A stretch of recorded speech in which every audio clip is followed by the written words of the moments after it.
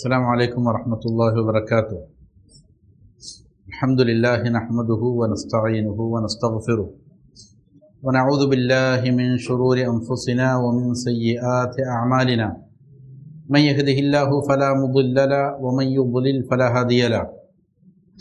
وأشهد أن لا إله إلا الله وحده لا شريك له وأشهد أن محمدا عبده ورسوله صلى الله على نبينا محمد وآله وصحبه أجمعين.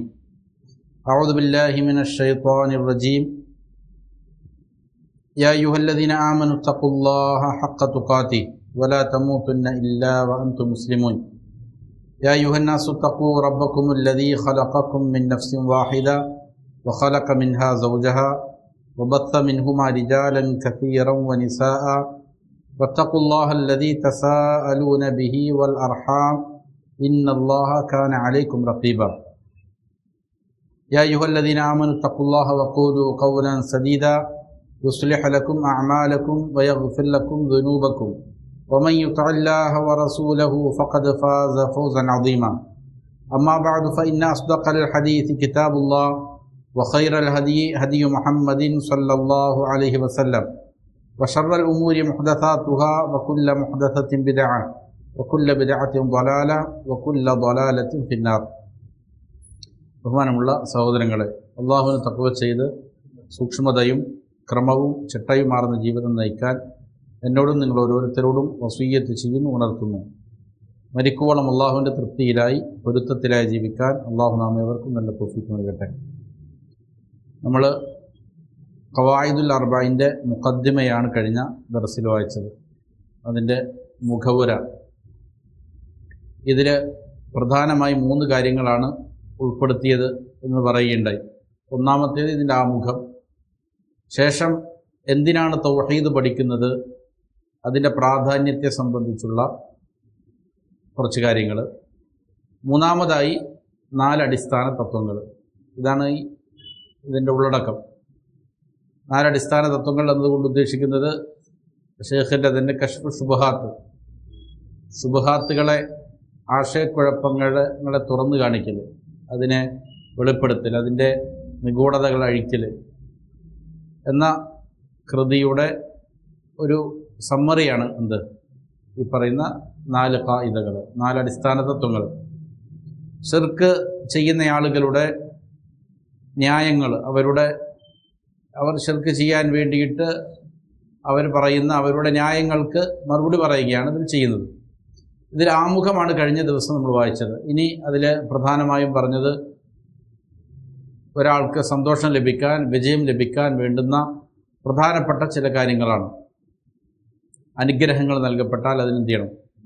നന്ദിയുള്ളവരാകണം. അതേപോലെ തന്നെ പരീക്ഷിക്കപ്പെട്ടാൽ ക്ഷമ അവലംബിക്കണം. പാപം ചെയ്തു പോയി കഴിഞ്ഞാൽ ഉടനെ പശ്ചാത്തപിച്ച് തൗബ ചെയ്തു മടങ്ങുക. ഈ 3 കാര്യങ്ങളാണ്. ഇത് സൗഭാഗ്യത്തിൻ്റെ ഉൻവാനാണ്, തലവാചകമാണ് എന്നാണ് പറഞ്ഞത്. അതിനുശേഷം മുസന്നിഫ് റഹിമഹുല്ല പറയുന്നു, ഇഅലം, നീ അറിയണം. ഇഅലം എന്നുള്ളത് ഒരു കൽപ്പനയാണ്, നീ അറിയുക. പരിശുദ്ധ ഖുർആനിൽ അല്ലാഹു സുബ്ഹാനഹു വ തആല ഉപയോഗിച്ചിട്ടുണ്ട് ഈ പദം. അപ്പോൾ വളരെ പ്രാധാന്യമുള്ള ഒരു കാര്യം മനസ്സിലാക്കണം, അറിയണം എന്നാണ് അതിൻ്റെ അർത്ഥം. നീ പഠിക്കണം, മനസ്സിലാക്കണം, അറിയണം. ഒരു കൽപ്പനയാകുമ്പോൾ അതിൻ്റെ ഗൗരവം ഉൾക്കൊള്ളേണ്ടതുണ്ട്. അറിയുക എന്ന് പറഞ്ഞാൽ അതിൻ്റെ അർത്ഥം സംശയമേതുമില്ലാതെ കാര്യങ്ങൾ എന്ത് ചെയ്യണം? ശരിയാവിധം ഗ്രഹിക്കണം എന്നാണ്. എന്താണോ യാഥാർത്ഥ്യം, യാഥാർത്ഥ്യത്തെ ഗ്രഹിക്കുന്നതിനാണ് ഇൽമ് എന്ന് പറയുള്ളൂ. അല്ലെങ്കിൽ അത് ഇൽമാവൂല. ഒരു കാര്യത്തെ ഒരാൾ മനസ്സിലാക്കി, മനസ്സിലാക്കുക എന്നുള്ളത് വേണം. മനസ്സിലാക്കുന്നത് യഥാവിധത്തിലായിരിക്കണം. എന്നാൽ മാത്രമേ എന്താവൂ? ഇൽമാർജിച്ചവനാവൂ. അപ്പോൾ ഇവിടെ ആലം എന്ന് പറഞ്ഞാൽ യഥാവിധം നീ എന്ത് ചെയ്യണം? മനസ്സിലാക്കണം. ഒരാളോട് ചോദിക്കുകയാണ്, വിത്ർ നമസ്കരിക്കുന്നതിൻ്റെ വിധി എന്താണ് എന്ന് ചോദിക്കുകയാണ്. അപ്പോൾ ഒരാൾ പറഞ്ഞു, വിത്ർ നമസ്കരിക്കുന്നത് സുന്നത്താണ്. അപ്പോൾ അവൻ എന്ത് ചെയ്തിട്ടുണ്ട്? ആ വിഷയത്തിലുള്ള ഇൽമ അവന് ലഭിച്ചിട്ടുണ്ട്. കാരണം അവൻ ശരിയാണ് പറഞ്ഞത്, അതിനെക്കുറിച്ച് അവൻ മനസ്സിലാക്കുകയും ചെയ്തിട്ടുണ്ട്. അപ്പോൾ അത് ഇൽമായി. ഒരാളോട് ചോദിച്ചു, എന്താണ് വിത്ത് നമസ്കാരത്തിൻ്റെ വിധി? അവൻ പറഞ്ഞു, നിർബന്ധമാണ്. അവൻ അവൻ ജാഹിലാണെന്ന് മാത്രമല്ല, ജഹിൽ മുറക്കബെന്നാണ് അതിന് പറയുക. അവൻ അറിയില്ല എന്നുള്ള അറിവും അവനില്ല. നേരെ മറിച്ച് ഒരാളോട് ചോദിക്കുകയാണ്, എന്താണ് അതിൻ്റെ ഹുക്കം? അവൻ പറഞ്ഞു, എനിക്കറിയില്ല എന്ന് പറഞ്ഞാൽ കേവലം ജഹിൽ ബസീത്ത് എന്ന് അതിന് പറയണം. അറിവില്ലാത്ത കാര്യം അവന് പറഞ്ഞു കൊടുത്താൽ അവൻ എന്ത് ചെയ്യും? പെട്ടെന്ന് മനസ്സിലാവും. ഇതിലേറ്റവും അപകടം പിടിച്ചിരിക്കുന്നയാൾ രണ്ടാമത് പറഞ്ഞ ആളാണ്, ജഹിൽ മുറക്കബാണ്. അവരാണ് ലോകത്ത് അഹ്ലുസുന്നയ്ക്ക് ഏറ്റവും വലിയ അപകടം ഉണ്ടാക്കുന്ന ആളുകൾ. അറിവില്ലതാനും, എന്നാൽ അറിവില്ല എന്നുള്ള അറിവും അവർക്കില്ല. അതുകൊണ്ട് തന്നെ അവർ ധാരാളം ശുബ്ഹാത്തുകൾ ഉണ്ടാക്കിക്കൊണ്ടിരിക്കും. അതിന് നമ്മൾ മറുപടി പറയാൻ നോക്കിയാലോ സാധ്യമാവില്ല. കാരണം അവർ ഒരു കാര്യം തെറ്റായി ഗ്രഹിച്ചു വച്ചിരിക്കുകയാണ്. അതിൻ്റെ അടിസ്ഥാനത്തിൽ അവരെന്ത് ചെയ്യും? ചിലപ്പോൾ ആയാത്തുകൾ ഓതും, ഹദീസുകൾ ഓതും. അപ്പോൾ ശരിയാവിധം അതിനെ എങ്ങനെയാണോ സലഫുകൾ ഗ്രഹിച്ചത് അതേപോലെ ഗ്രഹിക്കുന്നതിനാണെന്ന് പറയുക, ഇൽമ് എന്ന് പറയുക. അതുകൊണ്ട് യാലം, നീ അറിയണം, നീ യഥാവിധം മനസ്സിലാക്കണം എന്നർത്ഥം. അതിനെ ഇൽമ് എന്ന് പറയുള്ളൂ. അർഷദക്കല്ലാഹു ലിത്വാഅതി, അല്ലാഹു സുബ്ഹാനഹു വ തആല അവനെ അനുസരിക്കാനുള്ളതായ മാർഗദർശനം നിനക്ക് നൽകട്ടെ. മുസന്നിഫ് റഹ്മഹുല്ലാഹ് ഇത് വായിക്കുന്നവർക്ക് വേണ്ടി പ്രാർത്ഥിക്കുകയാണ്. ഇവിടെ ഷേഖിൻ്റെ സാധാരണ ഉള്ള എല്ലാ കൃതികളിലും ഉള്ളതായ ഒരു ശൈലിയാണ് വായിക്കുന്നവർക്ക്, പഠിക്കുന്നവർക്ക് വേണ്ടിയിട്ട് പ്രാർത്ഥിക്കുക, ദുആ ചെയ്യുക. ഇവിടെ ദുആ ചെയ്യാണ്, അല്ലാഹു സുബ്ഹാനഹു വ തആല നിന്നെ എന്ത് ചെയ്യട്ടെ? അനുഗ്രഹിക്കട്ടെ. അല്ലാഹുവിനനുസരിച്ച് ജീവിക്കാനുള്ളതായ തൗഫീഖ് നിനക്ക് നൽകട്ടെ. അതിനുള്ളതായ മാർഗദർശനങ്ങൾ അല്ലാഹു നിനക്ക് നൽകട്ടെ. എന്നിട്ട് പറയുന്നു, അന്നൽ ഹനീഫിയ്യത മില്ലത ഇബ്രാഹിം. ഹനീഫിയ്യത്ത് എന്ന് പറഞ്ഞാൽ, അതായത് മില്ലത ഇബ്രാഹിം, ഇബ്രാഹീമിൻ്റെ മില്ലത്ത് എന്ന് പറഞ്ഞാൽ അൻ തഅബുദല്ലാഹ വഹ്ദഹു മുഖ്ലിസൻ ലഹുദ്ദീൻ. നമ്മൾ ഉസൂൽ സലാസ പഠിച്ചപ്പോൾ തുടക്കത്തിൽ ഇത് തന്നെ പറഞ്ഞതാണ്. എന്താണ് ഹനീഫിയത്ത്? ഹനീഫിയത്ത് എന്ന് പറഞ്ഞാൽ മില്ലത്ത് ഇബ്രാഹിമാണ്. മില്ലത്ത് ഇബ്രാഹിം എന്ന് പറഞ്ഞാൽ എന്താണ്? അൻ തഅബുദല്ലാഹ വഹ്ദഹു, നീ അള്ളാഹുവിനെ മാത്രം ഇബാദത്ത് ചെയ്യലാണ്. ലാ ഇലാഹ ഇല്ലല്ലാഹ് എന്നുള്ളതാണ്. ഇബ്രാഹിം അലൈഹിസ്സലാമിൻ്റെ പിൻഗാമികൾക്ക് വേണ്ടി അള്ളാഹു കലിമത്തൻ ബാക്കിയ, എന്നെന്നും ഖിയാമത്ത് നാൾ വരെയും അവശേഷിക്കുന്ന കലിമത്തായി കൊണ്ട് അള്ളാഹു നിശ്ചയിച്ചത് ഏതാണ്? ഈ പറയുന്ന ഹനീഫിയത്തിനെയാണ്, മില്ലത്ത് ഇബ്രാഹിമിനെയാണ്. അതുകൊണ്ടാണ് നബി സല്ലല്ലാഹു അലൈഹി വസല്ലമയോട് അതിന് പിന്തുടരാൻ അള്ളാഹു കൽപ്പിക്കുന്നത്. അനിത്തബിഅ മില്ലത്ത ഇബ്രാഹിം. റസൂൽ സല്ലല്ലാഹു അലൈഹി വസല്ലമയോട് വരെയും അള്ളാഹു ചെയ്തു, കൽപ്പിച്ചു. അപ്പോൾ മില്ലത്ത് ഇബ്രാഹിം എന്ന് പറഞ്ഞാൽ, ഹനീഫിയത്ത് എന്ന് പറഞ്ഞാൽ എന്താണത്? അതായത് മില്ലത്ത് ഇബ്രാഹിം, അത് അൻ തഅബുദല്ലാഹ്, നീ അള്ളാഹുവിന് മാത്രം ഇബാദത്ത് ചെയ്യലാണ്. വഹദഹു, അവനെ മാത്രം. എപ്രകാരമാണ് ഇബാദത്ത് ചെയ്യേണ്ടത്? മുഖ്ലിസൻ ലഹുദ്ദീൻ, ദീൻ മുഴുവനും അവന് ഇഖ്ലാസോടെ സമർപ്പിക്കുന്നവനായ നില. അവിടെ ദീൻ എന്ന് പറഞ്ഞാൽ അതിൻ്റെ അർത്ഥം ഇബാദത്തുകളാണ്. നമ്മൾ നേരത്തെ ദീനിന് രണ്ടർത്ഥം പറഞ്ഞിട്ടുണ്ട്, ഓർമ്മയുണ്ടാവും. രണ്ട് അർത്ഥതലങ്ങൾ ദീനിന് വരും. ഒന്ന് മാലിക് യൗമുദ്ദീൻ എന്നുള്ളതായ, അവിടെയുള്ള ദീൻ എന്നുകൊണ്ട് അർത്ഥമാക്കണം എന്താണ്? പ്രതിഫലം നൽകപ്പെടുന്നതായ യൗം, ദിവസം, വിചാരണയുടെ അങ്ങനെ പ്രതിഫലം നൽകപ്പെടുന്ന. ഇവിടെ ദീൻ എന്നുകൊണ്ട് അർത്ഥമാക്കുന്നത് എന്താണ്? നമ്മൾ ചെയ്യുന്ന ഇബാദാത്തുകളാണ്. അപ്പോൾ ഇബാദാത്തുകൾ അവകളെ നിഷ്കളങ്കമായി കലർപ്പില്ലാത്ത രീതിയിൽ അവൻ സമർപ്പിക്കുന്നവനായിട്ട് നീന്തണം. വേറെ ആർക്കും ചെയ്യാൻ പാടില്ല, അതിലൊരു അംശവും പോകാൻ പാടില്ല. ആ രീതിയിൽ ഇഖ്ലാസോടെ എന്ത് ചെയ്യണം? നീ അള്ളാഹുവിനെ മാത്രം ഇബാദത്ത് ചെയ്യണം. അതിനാണ് എന്തെന്ന് പറയുക? ഹനീഫിയത്ത് എന്ന് പറയുക, അതല്ലെങ്കിൽ മില്ലത്തു ഇബ്രാഹിം എന്ന് പറയുന്നതാണ്. വബിദാലിക അമറല്ലാഹു ജമീഅൻ നാസ്, ഇതാണ് അള്ളാഹു മുഴുവൻ ജനങ്ങളോടും കൽപ്പിക്കുന്നത്. ഇതുകൊണ്ടാണ് ഇത് മുറുകെ പിടിക്കണം എന്നുള്ളതാണ് അള്ളാഹുവിൻ്റെ കൽപ്പന. ഹനീഫിയത്തിനെ അല്ലെങ്കിൽ മില്ലത്തു ഇബ്രാഹിമിനെ, ലാ ഇലാഹ ഇല്ലല്ലാഹയെ മുറുകെ പിടിക്കണം എന്നത് അള്ളാഹുവിൻ്റെ കൽപ്പനയാണ്. എല്ലാ ജനവിഭാഗങ്ങളോടും അള്ളാഹു ഇതാണ് കൽപ്പിക്കുന്നത്. എന്നല്ല വഖലഖഹും ലഹ, അതിനു വേണ്ടിയിട്ടാണ് അള്ളാഹു ചെയ്തിരിക്കുന്നത്. അവരെ സൃഷ്ടിച്ചത് തന്നെ അതാണ്. പരിശുദ്ധ ഖുർആൻ പറയുന്നു, കമാ ഖാല തആല വമാ ഖലഖതുൽ ജിന്ന വൽ ഇൻസ ഇല്ലാ ലിയഅ്ബുദൂൻ. ഞാൻ ജിന്ന് വർഗത്തെ മനുഷ്യവർഗത്തെ സൃഷ്ടിച്ചിട്ടില്ല ഇല്ലാ ലിയഅ്ബുദൂനി, അവർ എനിക്ക് മാത്രം ഇബാദത്ത് ചെയ്യാനല്ലാതെ, അവർ ലാ ഇലാഹ ഇല്ലല്ലാഹ് പറയാനല്ലാതെ എന്നാണ് ചില ഉലമാക്കൾ ഇതിനെ വിശദീകരിച്ചത്.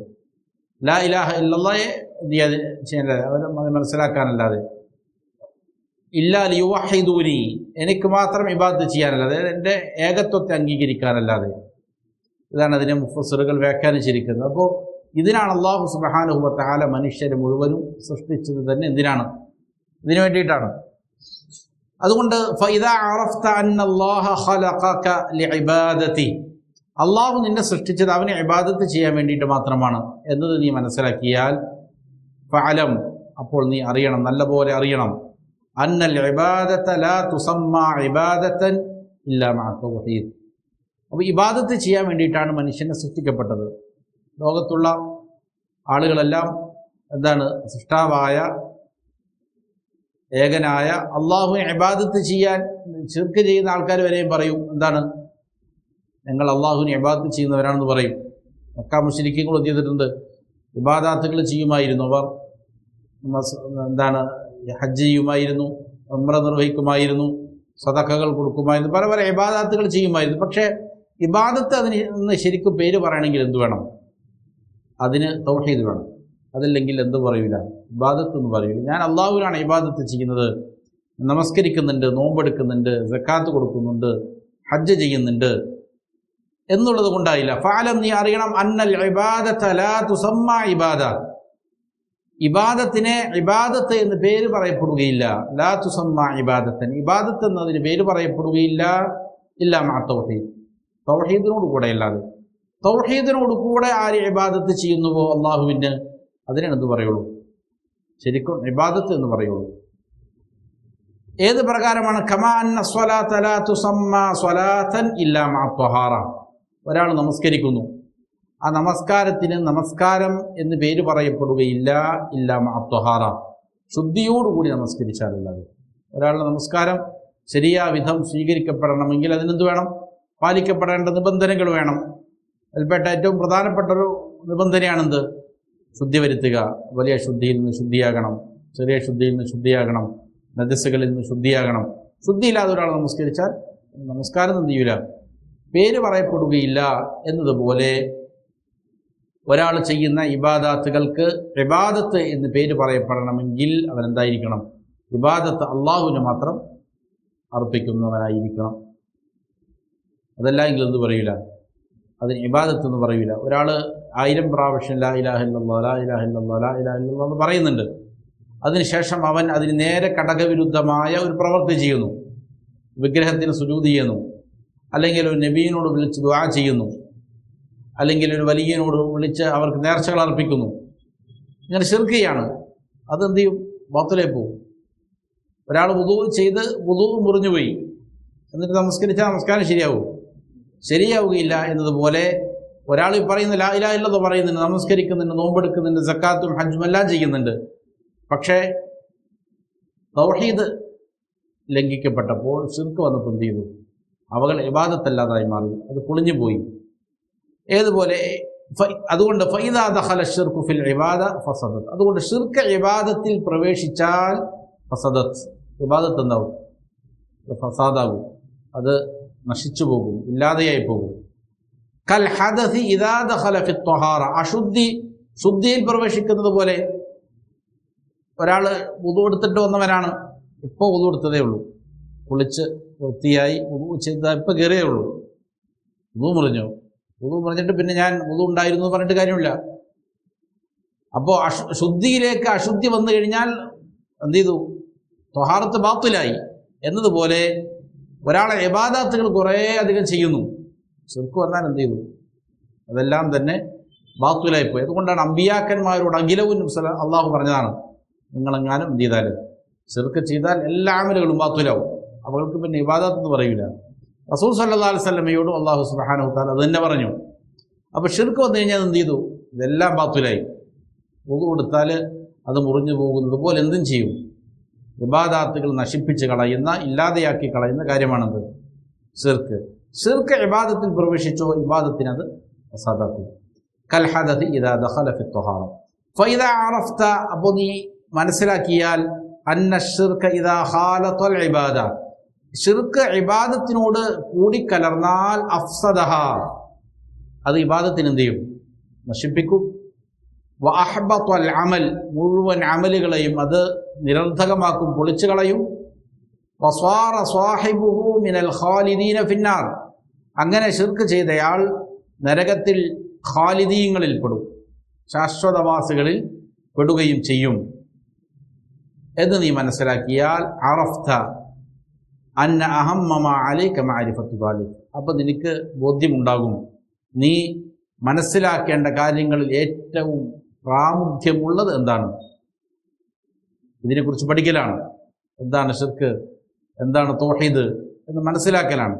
കാരണം നിന്നെ സൃഷ്ടിക്കപ്പെട്ടത് ഇബാദത്ത് ചെയ്യാനാണ് അള്ളാഹുവിന്. നീ ചെയ്യുന്ന ഇബാദാത്തുകളെല്ലാം നശിച്ചു പോകും, കാലാകാലം നരകത്തിൽ കിടക്കുന്നവനായി മാറും. എപ്പോൾ ശിർക്ക് സംഭവിച്ചു പോയാൽ, ശിർക്ക് ഇബാദത്തിലേക്ക് കലരുന്നുണ്ടോ സകലം തകരുന്നു. അതുകൊണ്ട് തന്നെ നിന്റെ മേലെ ഏറ്റവും പ്രാമുഖ്യമുള്ള കാര്യമാണ് ഇതിനെക്കുറിച്ച് നീ എന്ത് ചെയ്യണം, അറിയണം. ലഅല്ലല്ലാഹ അൻ യുഖല്ലിസക മിൻ ഹാദിഹി ശബക, ഈ കെണിയിൽ നിന്ന്, ഈ വലയിൽ നിന്ന് ഒരുപക്ഷെ അല്ലാഹു സുബ്ഹാനഹു വ തആല നിന്നെ രക്ഷപ്പെടുത്തിയേക്കും. ഏതാണ് കെണി? വഹി ശിർക്ക് ബില്ലാഹ്, അള്ളാഹുവിൽ പങ്കുചേർക്കലാണ്. അതൊരു കെണിയാണ്, വലയാണ്.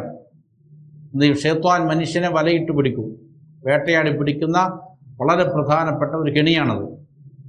അതിൽ നിന്ന് അള്ളാഹു നിന്നെ രക്ഷപ്പെടുത്തും. ഏതാണ് ആ കെണി? അല്ലദീ ഖാല അല്ലാഹു തആല ഫീ, അള്ളാഹു അതിനെക്കുറിച്ച് പറഞ്ഞത് ഇങ്ങനെയാണ്: ഇന്നല്ലാഹ ലാ യഗ്ഫിറു അൻ യുശ്റക ബിഹി വയഗ്ഫിറു മാ ദൂന ദാലിക ലിമൻ യശാ. അല്ലാഹു സുബ്ഹാനഹു വ തആല ലാ യഗ്ഫിറു അൻ യുശ്റക ബിഹി, അവനിൽ പങ്കു ചേർക്കപ്പെടുന്നതിന് എന്ത് ചെയ്യില്ല, പുറത്തു കൊടുക്കൂല. വയഗ്ഫിറു മാ ദൂന ദാലിക ലിമൻ യശാ, അതല്ലാത്തതിന് അവൻ എന്ത് ചെയ്യും, ഉദ്ദേശിക്കുന്നവർക്ക് പുറത്തു കൊടുക്കും. അപ്പോൾ ഇവിടെ ശിർക്കിൻ്റെ വളരെ ഗുരുതരമായ 2 അപകടങ്ങളാണ് പറഞ്ഞത്, 3 അപകടങ്ങളാണ് പറഞ്ഞത്. ഒന്ന്, എല്ലാ അമലുകളും എന്ത് ചെയ്യും, ബാത്തിലാക്കി കളയും. വലിയ ശിർക്കാണ് ഒരാളിൽ നിന്ന് സംഭവിക്കുന്നത് എങ്കിൽ അവൻ്റെ ഒരമലും എന്ത് ചെയ്യൂല, അവശേഷിക്കില്ല, എല്ലാം ബാത്തിലായി പോകും.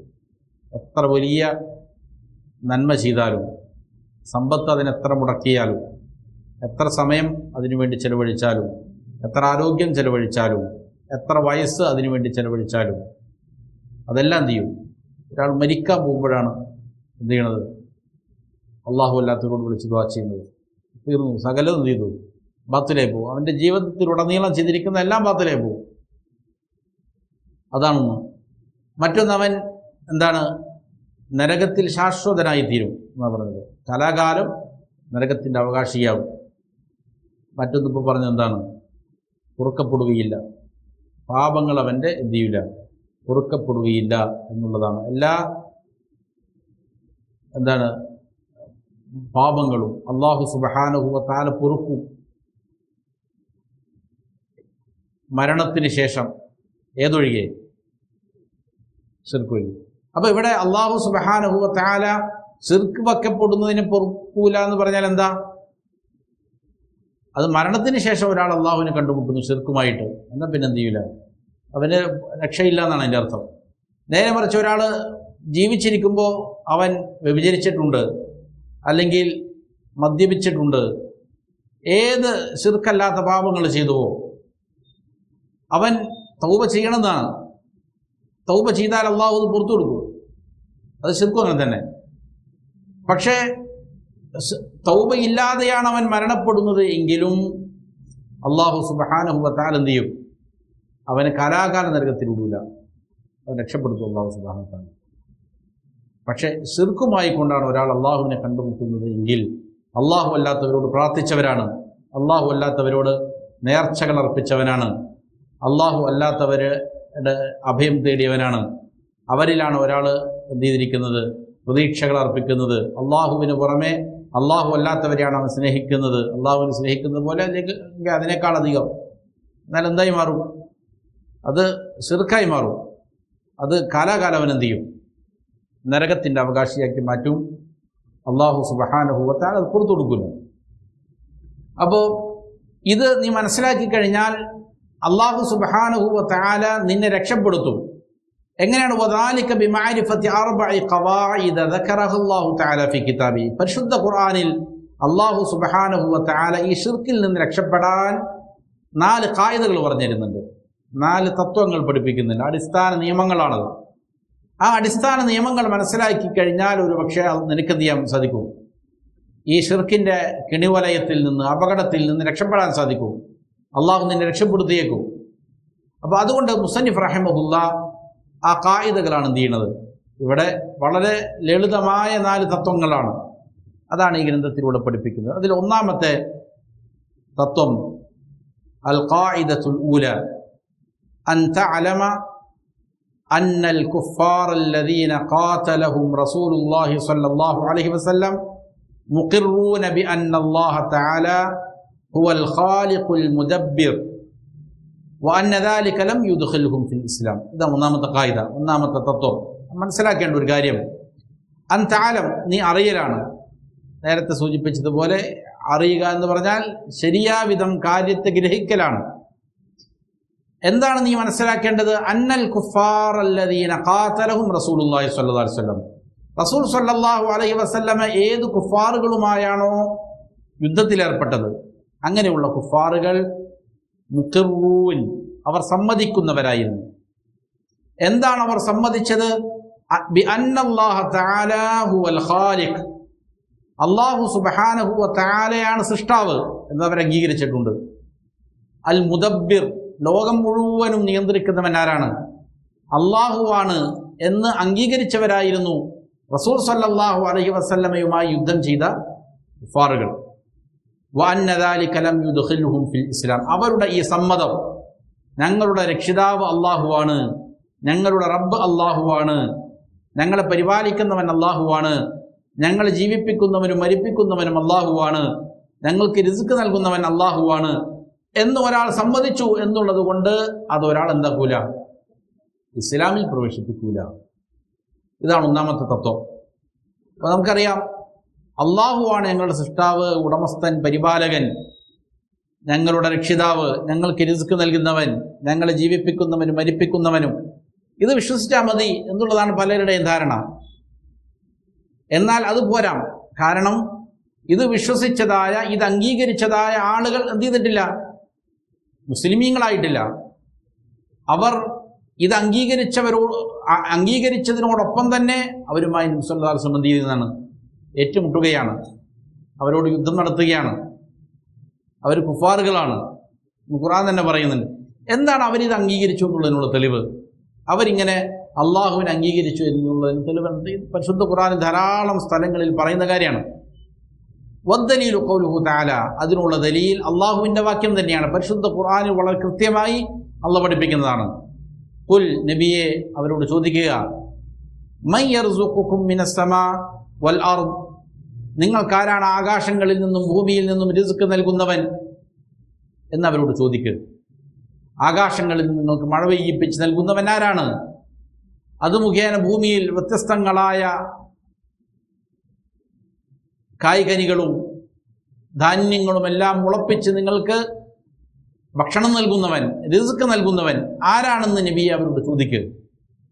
അമ്മൻ യംലികു സ്സംഅ വൽ അബ്സാർ, അതല്ല കേൾവിയും കാഴ്ചയും ഉടമപ്പെടുത്തുന്നവൻ ആരാണ് എന്നവരോട് ചോദിക്കുക. നിങ്ങൾക്ക് കേൾക്കാനുള്ളതായ സംവിധാനം, അതേപോലെ തന്നെ കാണാനുള്ളതായ കാഴ്ച ശക്തി, കേൾവി, മറ്റുള്ളതായ ധാരാളം അനുഗ്രഹങ്ങൾ, ഇതെല്ലാം ഉടമപ്പെടുത്തുന്നവൻ ആരാണ് എന്ന് അവരോട് ചോദിക്കുക നബിയെ. വമൻ യുഖ്രിജുൽ ഹയ്യ മിനൽ മയ്യിത്തി വയുഖ്രിജുൽ മയ്യിത മിനൽ ഹയ്യ്, ജീവനുള്ളതിനെ ജീവനില്ലാത്തതിൽ നിന്ന്, അതേപോലെ തന്നെ ജീവനില്ലാത്തതിനെ ജീവനുള്ളതിൽ നിന്ന് പുറത്തു കൊണ്ടുവരുന്നവൻ ആരാണ് എന്ന് നബി അവരോട് ചോദിക്കുക. വമൻ യുദബ്ബിറുൽ അംർ, കാര്യങ്ങൾ മുഴുവനും നിയന്ത്രിക്കുന്നവൻ ആരാണ്, നിയന്താവാരാണ് എന്ന് നബിയെ താങ്കൾ അവരോട് ചോദിച്ചാൽ ഫസയഖൂലൂന അല്ലാഹ്, അവരെല്ലാം പറയും എന്താണ്? അള്ളാഹുവാണെന്ന് അവർ പറയും. അബൂജഹൽ അത് പറയും, ഉത്ബത്തും ഷൈബത്തും അത് പറയും. എന്നാൽ ഫഖുൽ അഫലാ തത്തഖൂൻ, അപ്പോൾ അവരോട് ചോദിച്ചു നോക്കും, പിന്നെന്താ നിങ്ങൾ അള്ളാഹുവിന് തഖ്വ ചെയ്യാത്തത്? പിന്നെന്താ നിങ്ങൾ അള്ളാഹുവിന് മാത്രം ഇബാദത്ത് ചെയ്യാത്തത് എന്നാണ് എൻ്റെ വ്യാഖ്യാനം. പിന്നെ എന്തിനാണ് നിങ്ങൾ അള്ളാഹുവിന് പുറമെ മലായിക്കത്തുകളോട്, ജിന്നുകളോട്, അമ്പിയാക്കളോട്, സ്വാലിഹീങ്ങളോട്, ലാത്തയോട് ഇബാദത്ത് ചെയ്യുന്നത് എന്തിനു വേണ്ടിയിട്ടാണ്? അവരോട് നിങ്ങൾ ദുആ ചെയ്യുന്നത് എന്തിനു വേണ്ടിയിട്ടാണ്? അവരിൽ നിങ്ങൾ അഭയം തേടുന്നത് എന്തിനു വേണ്ടിയിട്ടാണ് എന്നവരോട് ചോദിക്കുക. ഇതാണ് എൻ്റെ അർത്ഥം. എത്ര കൃത്യമായിട്ടാണ് അള്ളാഹു പറഞ്ഞിരുന്നത്? നിങ്ങളുടെ ഇബാദത്തുകൾ അള്ളാഹുവിനാക്കുക എന്നുള്ളതാണ്. നിങ്ങൾ അള്ളാഹുവാണ് സൃഷ്ടാവ്, ഉടമസ്ഥൻ, പരിപാലകൻ എന്ന് വിശ്വസിക്കുന്നു എന്നുള്ളതിലല്ല കാര്യം. അങ്ങനെ നിങ്ങൾ വിശ്വസിക്കുന്നുവെങ്കിൽ നിങ്ങളുടെ ഇബാദത്തുകൾ ആർക്കായിരിക്കണം അർപ്പിക്കേണ്ടത്? അള്ളാഹുവിനോടായിരിക്കണം. അള്ളാഹുവിനോട് നിങ്ങൾ ദുആ ചെയ്യാവൂ. നിങ്ങളുടെ നേർച്ചകളും വഴിപാടുകളും നിങ്ങളുടെ ഭയവും പ്രതീക്ഷയും സ്നേഹവും ഹൃദയത്തിൻ്റെ ഇബാദത്തുകളും ശരീരത്തിൻ്റെ ഇബാദത്തുകളും ഇതെല്ലാം എന്ത് ചെയ്യണം? അള്ളാഹുവിന് മാത്രം അർപ്പിക്കണം. അപ്പോൾ ഇത് മനസ്സിലാക്കുക എന്നുള്ളത് വളരെ പ്രധാനപ്പെട്ട കാര്യമാണ്.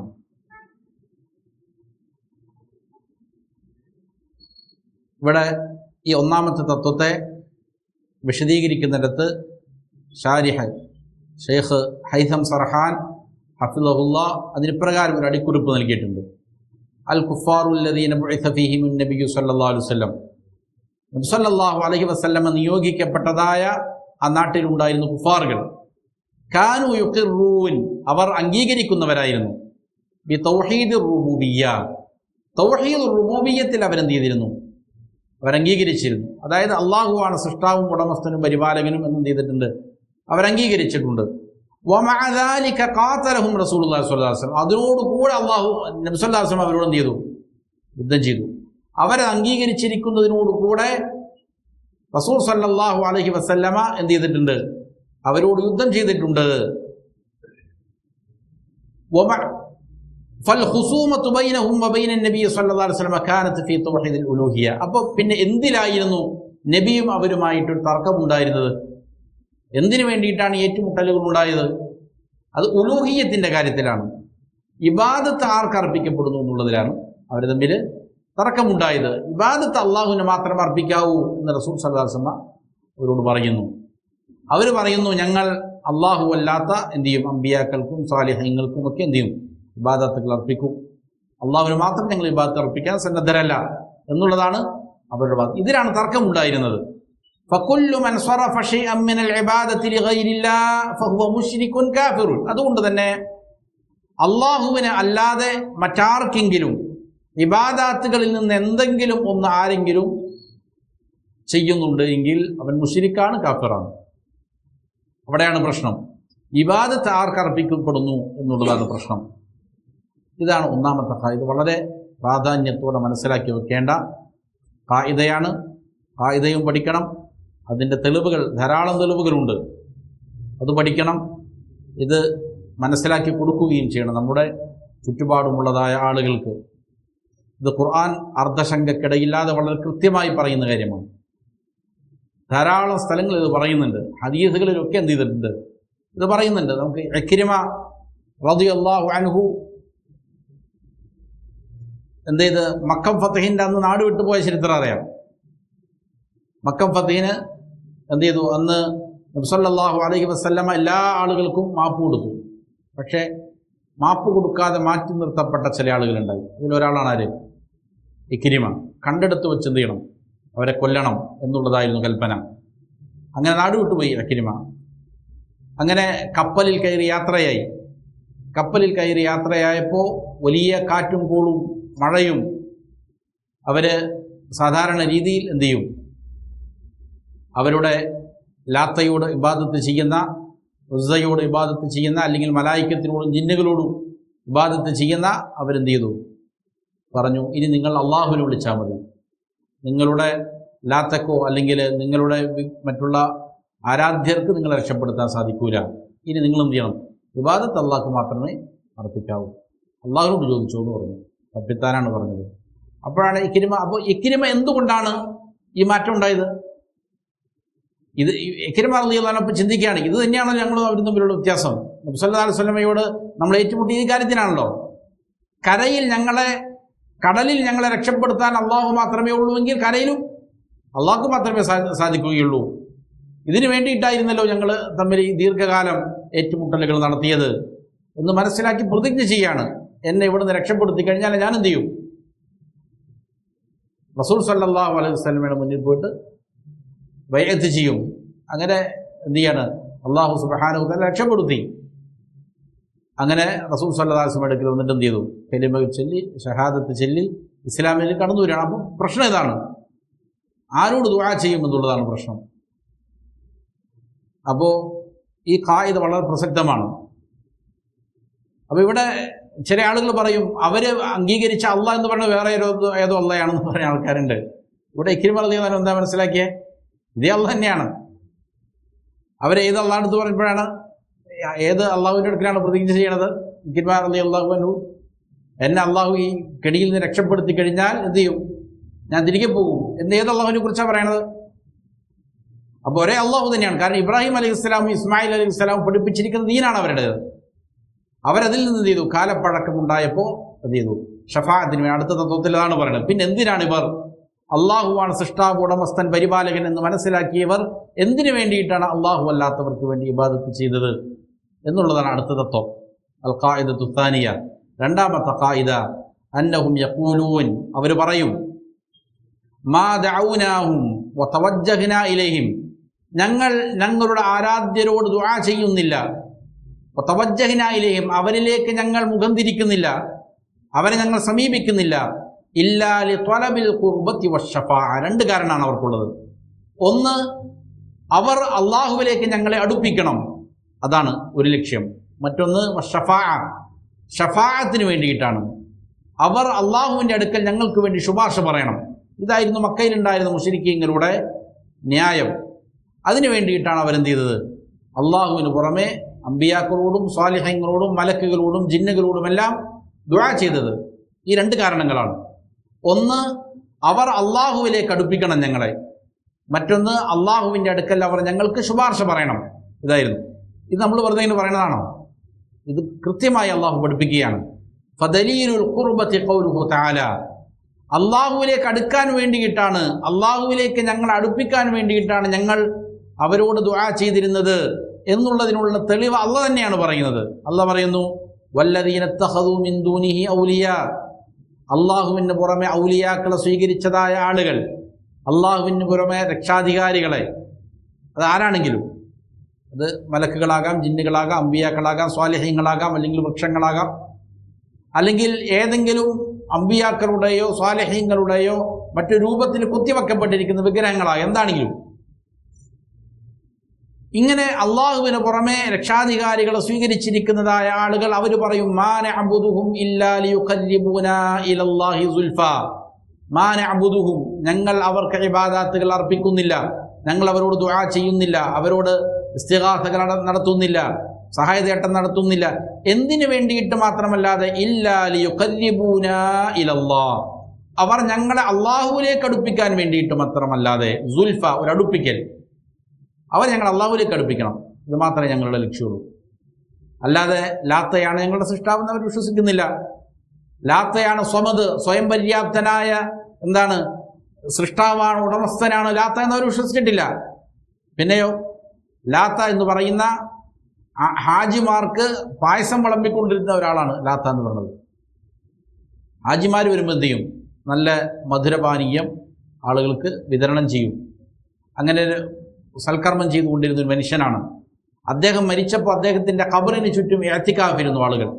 അതാണ് ലാത്തക്കുള്ള ഇബാദത്ത് എന്നാണ് മുഫസ്സിരീങ്ങൾ പലരും അങ്ങനെ പറയുന്നുണ്ട്. ലാത്തയുടെ ഖബറിന് ചുറ്റും ആളുകൾ എന്ത് ചെയ്യുന്നു? ഇഅ്തികാഫിരുന്നു. അതായിരുന്നു ലാത്തക്കുള്ള ഇബാദത്ത്. അപ്പോൾ ലാത്തയുടെ ഖബറിൻ്റെ അടുക്കൽ ഇങ്ങനെ ഭജന ഇരിക്കുന്നത് എന്തിനു വേണ്ടിയിട്ടാണ്? അള്ളാഹുവിലേക്ക് ഞങ്ങൾ അടുപ്പിക്കണം, അതാണ് അവരുടെ ലക്ഷ്യം.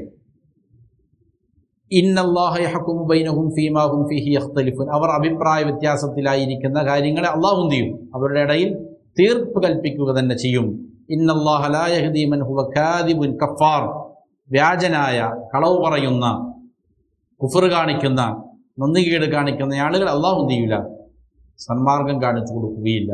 അപ്പോൾ മക്കാ മുശ്രിക്കീങ്ങൾ അള്ളാഹുവിന് പുറമെ മറ്റുള്ള ആളുകൾക്ക് ഇബാദാത്തുകൾ അർപ്പിച്ചത് ഈ അള്ളാഹുവിലേക്ക് അടുപ്പിക്കാനാണ്.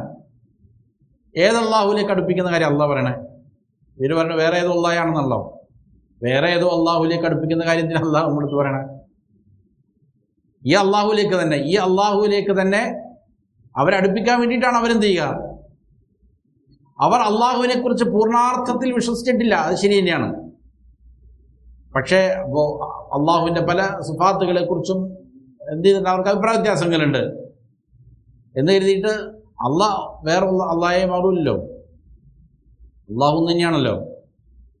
രണ്ടാളുകൾ ഒരു കാര്യത്തെക്കുറിച്ച് രണ്ട് അഭിപ്രായം പറയുന്നു എന്ന് കരുതിയിട്ട് കാര്യം ഒന്നു തന്നെയല്ലേ. ഒരാൾ മനസ്സിലാക്കിയത് തെറ്റാണ്, ഒരാൾ മനസ്സിലാക്കിയത് ശരിയാണ്, അത്രയല്ലേ ഉള്ളൂ. അപ്പോൾ അള്ളാഹുവിലേക്ക് അടുപ്പിക്കാൻ വേണ്ടിയിട്ട് മാത്രമാണ് ഞങ്ങൾ എന്ത് ചെയ്തത്, അള്ളാഹുവിന് പുറമെയുള്ള മറ്റ് ആരാധ്യ വസ്തുക്കൾക്ക് ഞങ്ങളുടെ ആരാധനകൾ അർപ്പിച്ചത് എന്നുള്ളതാണ്. വദലീലു ഷഫാഅത്തിന് വേണ്ടിയിട്ടാണ് ഞങ്ങൾ അവർക്ക് ഇബാദത്തുകൾ ചെയ്തത് എന്നുള്ളതിനുള്ള തെളിവ് എന്താണ്? അതും അല്ലാഹ് തന്നെയാണ് പറയുന്നത്. ഖൗലുഹു തആല, അള്ളാഹുവിൻ്റെ വാക്യം, വയഅ്ബുദൂന മിൻ ദൂനില്ലാഹ്, അവർ അള്ളാഹുവിന് പുറമെ ഇബാദത്ത് ചെയ്യുന്നു. ആർക്കാണ്? മാ, ഒന്നിന്, എല്ലാം വിടും അതിനകത്ത്. ലാ യദുറുഹും വലാ യൻഫഉഹും, ഉപകാരവും ഏൽപ്പിക്കൂല, ഉപദ്രവവും ഏൽപ്പിക്കൂല, ഉപകാരവും ഏൽപ്പിക്കൂല. അങ്ങനെയുള്ള വസ്തുക്കൾക്കാണ് അവരെന്ത് ചെയ്യുന്നത്. അള്ളാഹുവിന് മാത്രമാണ് എന്ത് ചെയ്യാൻ സാധിക്കുള്ളൂ. ഒരാൾക്ക് ഉപകാരം ചെയ്യണമെങ്കിൽ, അല്ലെങ്കിൽ ഒരു അപകടത്തിൽ രക്ഷപ്പെടുത്തണമെങ്കിൽ, അല്ലെങ്കിൽ ഏതെങ്കിലും പ്രയാസം ഉണ്ടാക്കണമെങ്കിൽ ആർക്ക് മാത്രമേ സാധിക്കുള്ളൂ? അള്ളാഹുവിനെ സാധിക്കുള്ളൂ. അല്ലാണ്ട് മറ്റാർക്കും സാധിക്കൂല. അള്ളാഹു നിങ്ങൾക്ക് എന്താണോ തീരുമാനിച്ചത് നിങ്ങൾക്ക് ലഭിക്കും. അള്ളാഹു നിങ്ങൾക്കെതിരിൽ എന്താണോ തീരുമാനിച്ചത് നിങ്ങൾക്ക് ബാധിക്കും. അതിനപ്പുറത്ത് ആർക്കും ചെയ്യൂല, ഒന്നും സാധിക്കൂല. അപ്പോൾ ഉപകാരമോ ഉപദ്രവത്തിനോ കൊള്ളാത്തതായ അള്ളാഹുവിന് പുറമേ ഉള്ളതായ ആളുകൾക്ക് അവർ ഇബാദത്ത് ചെയ്യുന്നുവോ യഖൂലൂൻ, എന്നിട്ട് അവർ പറയുകയാണ്, ഹൗലാഇ ശുഫാഉന ഇൻദല്ലാഹ്, ഇവർ അള്ളാഹുവിൻ്റെ അടുക്കൽ ഞങ്ങൾക്ക് എന്ത് ചെയ്യും, ശുപാർശ നൽകും. അതാണ് അവരുടെ വിശ്വാസം. അവരാണ് അള്ളാഹ് എന്നുള്ളതല്ല, ഇവർ അള്ളാഹുവിലേക്ക് ഞങ്ങൾ എന്ത് ചെയ്യും, അടുപ്പിക്കും എന്നുള്ളതാണ് മക്കാ മുശ്രിക്കുകളുടെ വിശ്വാസമായിരുന്നത് എന്നുള്ളതാണ്. എന്നിട്ട് മുസന്നിഫ് റഹിമഹുല്ല പറയുകയാണ്, ഇത് വളരെ പ്രസക്തമാണ്. നമ്മുടെ നാടുകളിലുള്ള ആളുകൾ, ശിർക്ക് ചെയ്യുന്ന ആളുകളുടെ വാദം എന്താണോ അതേ തന്നെ, ഒരു വ്യത്യാസമില്ല. നമ്മുടെ നാടുകളിൽ ഇതേ വാദം തന്നെയാണ് പറയുക. ഞങ്ങൾ പാപികളാണ്, ഞങ്ങൾക്ക് അള്ളാഹുവിനോട് നേരിട്ട് എന്ത് ചെയ്യാൻ പറ്റില്ല, ചോദിക്കാനുള്ളതായ പരിശുദ്ധി ഞങ്ങൾക്കില്ല. അതുകൊണ്ട് അള്ളാഹുവിൻ്റെ ഇഷ്ടക്കാരായ ആളുകളെ കൈപിടിക്കുന്നു, അവരോട് ഞങ്ങൾ എന്ത് ചെയ്യുന്നു, ശുപാർശ തേടുന്നു. ഇന്ന ജാറത്തിൽ പോയിട്ട് അവരെന്ത് ചെയ്യും, അള്ളാഹുവിനോട് പറയും, അള്ളാഹുവിലേക്ക് അവരെ ഞങ്ങൾ അടുപ്പിക്കും, അള്ളാഹുവിൻ്റെ അടുക്കൽ അവർ ഞങ്ങൾക്ക് ശുപാർശ പറയും. അതുകൊണ്ട് അവർക്ക് ഞങ്ങൾ എന്ത് ചെയ്യുന്നു, നേർച്ചകൾ അർപ്പിക്കുന്നു, അവിടെ ഞങ്ങൾ തവാഫ് ചെയ്യുന്നു, അവരോട് ഇസ്തിഗാസകൾ നടത്തുന്നു. ഇതേ ന്യായം തന്നെ, ഒരു വ്യത്യാസമില്ലാണ്ട് എന്ത് ചെയ്യാണ്, ഇത് തന്നെ പറയുകയാണ് നമ്മുടെ നാട്ടിലുള്ള ആളുകൾ. എത്ര ഗുരുതരമായ കാര്യമാണെന്ന് നോക്കുക. ഇതിന് മുസ്തനിഫ് പറയാണ്, വശഫാഅത്തു ഷഫാഅത്താൻ, ഷഫാഅത്തുൻ മൻഫിയ്യത്തുൻ വശഫാഅത്തുൻ മുസ്ബത്ത. ഇത് പറയുമ്പോൾ വലിയൊരു തെറ്റിദ്ധാരണ പരത്തിലുണ്ട് ആളുകൾ. ഇവര് ശുപാർശയെ നിഷേധിക്കുന്ന ആളുകളാണ്, ശുപാർശ അംഗീകരിക്കാത്ത ആളുകളാണ്. ഖുർആൻ പഠിപ്പിക്കുന്നുണ്ട് ശുപാർശ, സുന്നത്ത് പഠിപ്പിക്കുന്നുണ്ട് ശുപാർശ, ഷഫാഅത്തിൻ്റെ കാര്യം. ഇവരിതാ പുതിയ മതവുമായി വന്നിരിക്കുന്നു, ശുപാർശ നിഷേധിക്കുന്നവരാണിവർ എന്നെന്ത് ചെയ്യുന്നുണ്ട്, ആളുകൾ തെറ്റിദ്ധരിക്കണം. അതുകൊണ്ട് മുസന്നിഫ് അത് വ്യക്തമാക്കി കൊടുക്കുകയാണ്. അതിൽ തെറ്റിദ്ധാരണ ഇല്ലാതിരിക്കാൻ വേണ്ടി പറയാണ്, ശുപാർശ രണ്ട് വിധമുണ്ട്. വശഫാഅത്തു ഷഫാഅത്താൻ, ഷഫാഅത്തുൻ മൻഫിയ്യത്തുൻ വശഫാഅത്തുൻ മുസ്ബത്ത. ഒന്ന് ഷഫാഅത്തുൻ മൻഫിയാണ്, മറ്റൊന്ന് ഷഫാഅത്തുൻ മുസ്ബത്ത്. ഒന്ന് ഉള്ള ഷഫാഅത്താണ്, മറ്റൊന്ന് ഇല്ലാത്ത ഷഫാഅത്താണ്.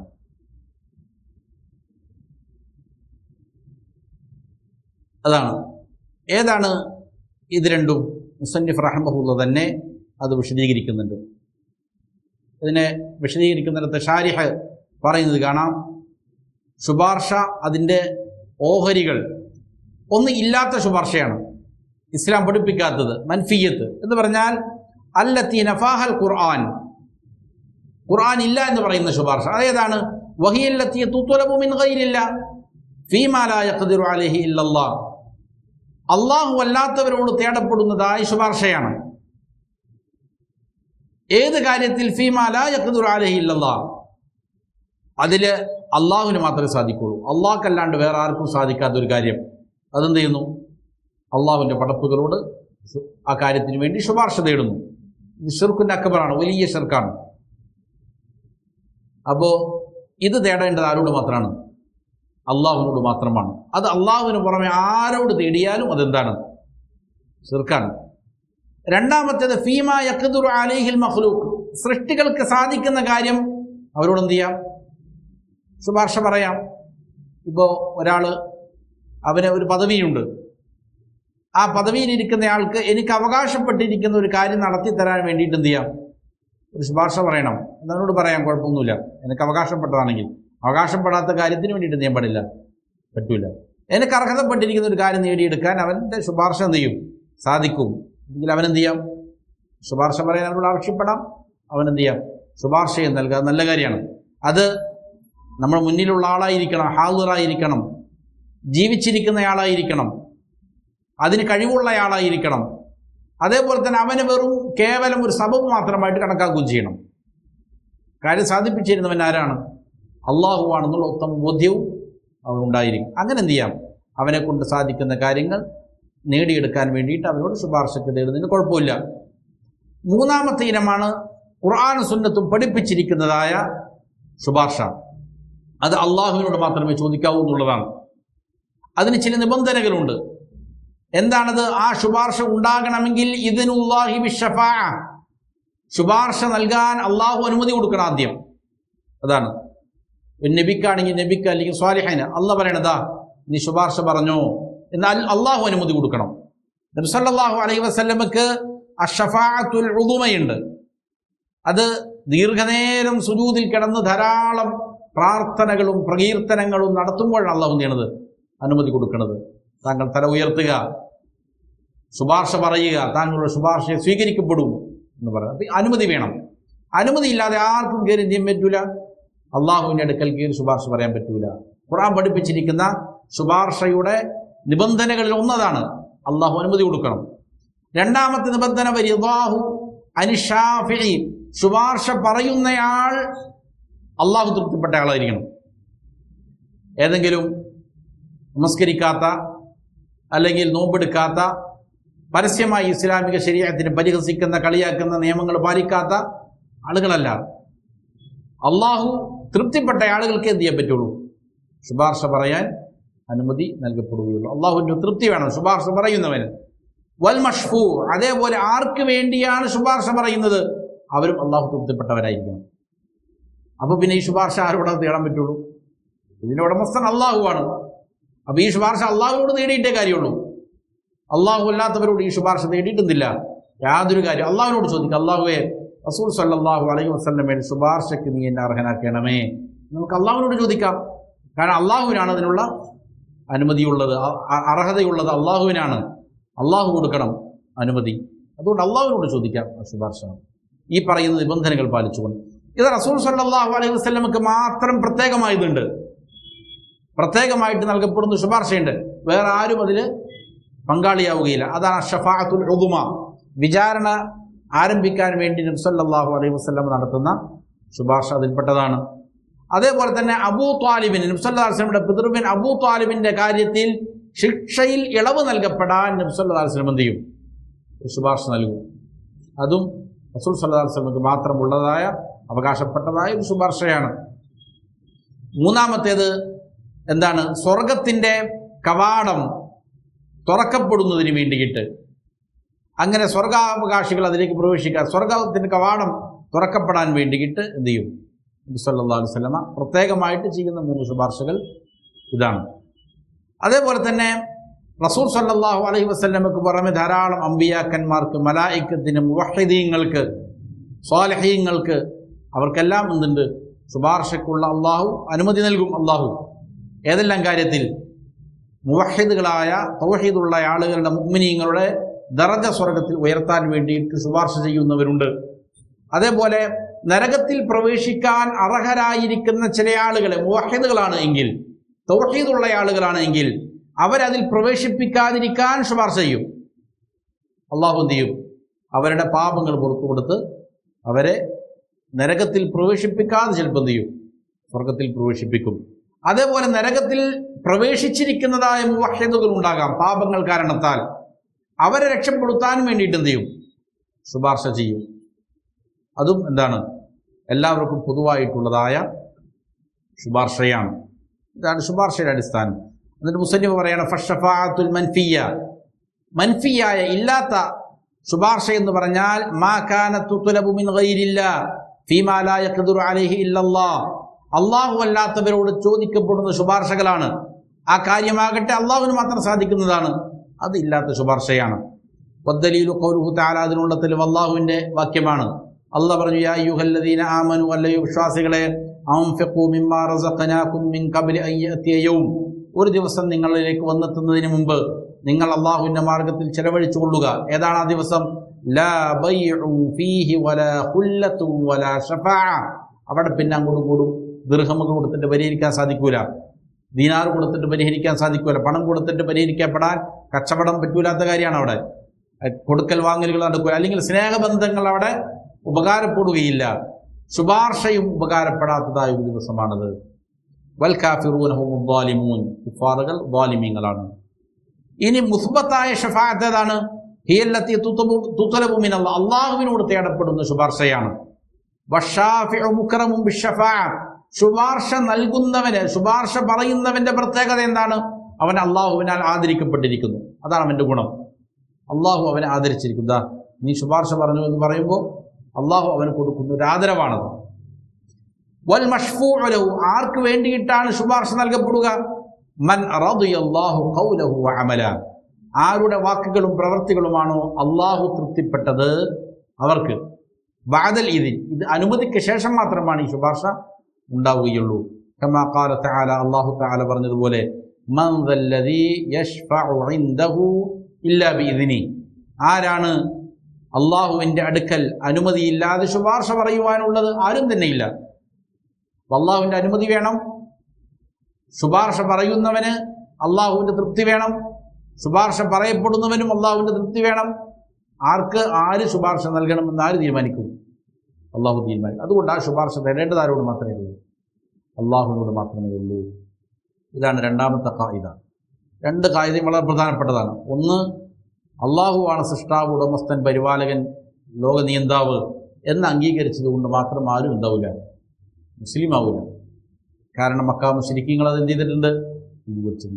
ഇത് അംഗീകരിച്ചിരുന്ന മക്കാ മുശ്രിക്കീങ്ങൾ പിന്നെ എന്തിനു വേണ്ടിയിട്ടാണ് അള്ളാഹു അല്ലാത്ത മറ്റുള്ളതായ വസ്തുക്കളോട് ഇബാദാത്തുകൾ ചെയ്തത്? അതിനുള്ള കാരണം എന്താണ്? അവർ അള്ളാഹുവിലേക്ക് ഇവരെ അടുപ്പിക്കാൻ വേണ്ടിയിട്ടാണ്, അള്ളാഹുവിങ്കൽ ശുപാർശ പറയാൻ വേണ്ടിയിട്ടാണ്. ഇനി 3ഉം 4ഉം കാര്യം ഇൻഷാ അല്ലാഹ് നമുക്ക് അടുത്ത ദിവസം സംസാരിക്കാം. അള്ളാഹു കാര്യങ്ങൾ യഥാവിധം പഠിച്ച് മനസ്സിലാക്കി അമൽ ചെയ്യാൻ നല്ല തൗഫീഖ് നൽകട്ടെ. മരിക്കുവോളം അള്ളാഹുവിൻ്റെ തൃപ്തിയിലായി ജീവിക്കാൻ അള്ളാഹു നമുക്ക് നല്ല തൗഫീഖ് നൽകട്ടെ. ربنا آتنا في الدنيا حسنة وفي الآخرة حسنة وقنا عذاب النار.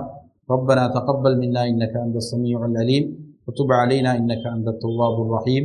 ربنا اغفر لنا ولوالدينا كما ربونا صغارا. ربنا هب لنا من أزواجنا وذرياتنا قرة أعين واجعلنا للمتقين إماما. صلى الله وسلم على نبينا محمد وآله وصحبه أجمعين.